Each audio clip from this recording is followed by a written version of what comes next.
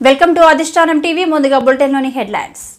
మంగళగిరి నియోజకవర్గం పెనుమాకలో నిర్వహించిన పెన్షన్ల పంపిణీ కార్యక్రమంలో సీఎం చంద్రబాబుతో కలిసి మంత్రి నారా లోకేష్ పాల్గొన్నారు. ఈ సందర్భంగా లోకేష్ చంద్రబాబు మధ్య ఇంట్రెస్టింగ్ చాట్ జరిగింది. ఇదివరకు పరదాల సీఎంను మనం చూశామని, ఇప్పుడు మాత్రం ప్రజల ముఖ్యమంత్రిని చూస్తున్నామని లోకేష్ అన్నారు.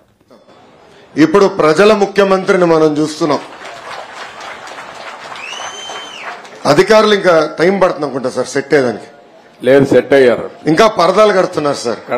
పరదాలు ఎక్కడ వాళ్ళు బతిమలాడి అన్ని తీపిస్తారు. కాదు, పరదాలు కడితే ఇంకొకసారి ఎక్కడ చూస్తే కట్టిన వాళ్ళని సస్పెండ్ చేయడం తప్ప వేరే మార్గం ఉండదు. కాబట్టి ఇంక నేను ఎన్నుదలుచుకోలేదు. ఎవరైనా సరే సింపుల్ గా పాత రోజులు మర్చిపోయి కొత్త రోజులు జ్ఞాపకం చేసుకుని ముందుకు పోవాల్సిందిగా అందరినీ కోరుతున్నా. ఎక్కడా జరగకూడదు. ఎవరైనా కంప్లైంట్ చేస్తే మాత్రం పనిష్మెంట్ తప్పదు. మీకు బీ క్లియర్. అంటే 5 సంవత్సరాలు అలవాటు కదా సార్, కొంచెం టైం పడుతుంది సార్. మీకు కూడా అందరికి అలవాటు కావాలి, వాళ్ళకే కాదు. కొత్త శకానికి కొత్త కల్చర్ కి అందరూ అలవాటు కావాల్సిందే. ఇంకా టైం ఉండదు. ఏది కూడా రివర్స్ గేర్ నుంచి రివర్స్ పోయే బండిని పాజిటివ్ గా నడిపిస్తున్నాం. ఇంకా స్పీడ్ పెంచడం తప్ప ఎనిక్కిపోయే సమస్య ఎవరికి ఉండకూడదు. ఆలోచన రాకూడదు. లేకపోతే ఒక షార్ట్ ట్రీట్మెంట్ ఇస్తే అందరూ సెట్ అయిపోతారు, ఇన్క్లూడింగ్ ఎవరైనా సరే. నేను సిద్ధంగా ఉన్న షార్ట్ ట్రీట్మెంట్ ఇవ్వడానికి. పాపం ఇంకా కొంచెం ఇది ఉంది కాబట్టి స్లోగా పోతున్నా. ఇప్పుడు స్పీడ్ పెంచాలి ఇంకా, అంతే.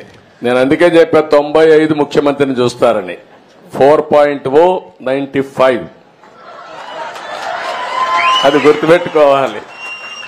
95లో ఒకసారి మీరు చరిత్ర గుర్తుపెట్టుకోవాలి. అప్పుడు నువ్వు కూడా కుర్రాడివి, నీకు కూడా ఐడియా లేదు. అప్పుడు నా చరిత్ర గుర్తుపెట్టుకుంటే, హైదరాబాద్ లో బయలుదేరుతున్నానంటే రాష్ట్రం మొత్తం రెడ్ అలర్ట్ ఉండేది. అంత భయంకరంగా చేయను కానీ తప్పు చేస్తే మాత్రం ఎవరిని వదిలిపెట్టను. ఉంటే మా మైండ్ అంతా మార్చుకోవాలి. అందుకే 95 అన్నా నేను. 95 CBN 1.0 నాట్ 4. అది రిపిటేషన్ వస్తుంది. ఇప్పుడు ఇక్కడ మంత్రులకు ఉంటుంది, ఎమ్మెల్యేలకు ఉంటుంది, అందరికీ ఉంటుంది. సార్ మీకు తెలిసిన విషయమే, తెలుగుదేశం పార్టీ 1985లో మంగళగిరి నియోజకవర్గం గెలిచింది. దాని తర్వాత గెలవలేదు. 2019లో నేను ఓడిపోయాను 5300 ఓట్లతో.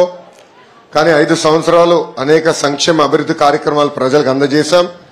మొన్న 2024 ఎన్నికల్లో ప్రజలందరూ ఒకటే చెప్పాను సార్, ఏ మెజారిటీతో అయితే ఓడిపోయినా దాని పక్కన ఒక 0 పెట్టండి. ఆ మెజారిటీతో మళ్ళీ నేను గెలిపించి శాసనసభకు పంపించాలని ప్రజలందరినీ ఆనాడు కోరాను. అంతేకాకుండా నాకు ఎంత ఎక్కువ మెజారిటీ ఇస్తే నాకు కొండంత బలం వస్తుంది. గౌరవ ముఖ్యమంత్రి వర్యులు చంద్రబాబు నాయుడు గారితో అవసరమైతే దెబ్బలాడి నిధులు తీసుకొచ్చి నియోజకవర్గాన్ని అభివృద్ధి చేస్తానని ఆనాడు హామీ ఇచ్చాను సార్. నేను కూడా ఊహించలేదు, ఆంధ్ర రాష్ట్ర ప్రజలు ఊహించలేదు, ఎవరు ఊహించిన విధంగా 91,000 ఓట్ల మెజారిటీతో నన్ను మంగళగిరి ప్రజలు ఆశీర్వదించారు, దీవించారు సార్.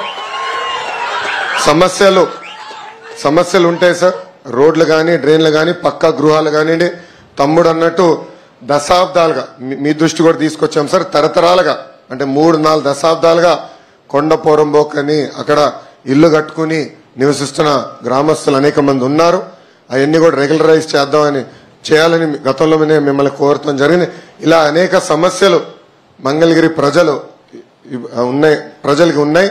దానికి ఆ సమస్యలు పరిష్కరించడానికి మీ సహకారం చాలా చాలా కావాలని ఈ సభాముఖంగా కోరుతున్నాను. ఈరోజు ఎన్డీఏ ప్రభుత్వం అంటే తెలుగుదేశం, జనసేన, భారతీయ జనతా పార్టీ ప్రభుత్వం తీసుకున్న తొలి సంక్షేమ కార్యక్రమం 3,000 రూపాయల పెన్షన్ ని 4,000 రూపాయలు చేస్తాం సార్. ఆ కార్యక్రమం మా మంగళగిరి నియోజకవర్గంలో చేస్తాం. చాలా చాలా ఆనందం కల్పించింది. మేము మీ వెనకాల ఉంటాం. అమరావతి పనుల్లో కానివ్వండి, సీడ్ యాక్సెస్ రోడ్లో కానివ్వండి, ఇతర సంక్షేమ అభివృద్ధి కార్యక్రమాల్లో ముందులో మంగళగిరి ప్రజలు మీకు నిలబడతారు, మీకు అండగా ఉంటారు. వచ్చే 5 సంవత్సరాల్లో అన్ని శాఖ మంత్రులతో మేము చర్చిస్తాం. ఇక్కడున్న సమస్యలన్నీ పరిష్కరించే మార్గాన్ని మేము ఎత్తుక్కుంటాం సార్.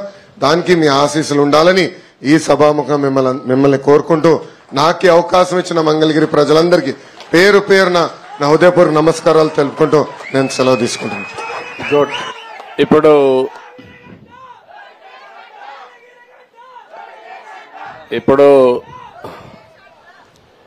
ఏదైతే మీ ఎమ్మెల్యే అదే మరిగా మంత్రి ఇక్కడ చెప్పాడో, నేనేదో లోకేష్ మా కుటుంబ సభ్యుడో అని కాకుండా అతి పెద్ద మెజారిటీతో గెలిపించే నియోజకవర్గంలో 3వ నియోజకవర్గం మంగళగిరి, రాజధానిలో భాగం మంగళగిరి.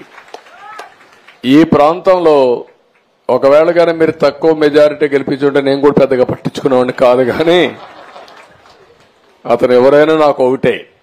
మెరిట్ కార్డు మాత్రం నేను మాత్రం చాలా స్పష్టంగా ఉంటా. ఈ నియోజకవర్గం రుణం తీర్చుకోవాల్సిన బాధ్యత ఎన్డీఏ ప్రభుత్వానికి, తెలుగుదేశానికి ఉంది. తప్పకుండా ఏం చేయాలనో చేయడానికి ముందుకు పోతామని చెప్పి నేను మీకు తెలియజేస్తున్నా.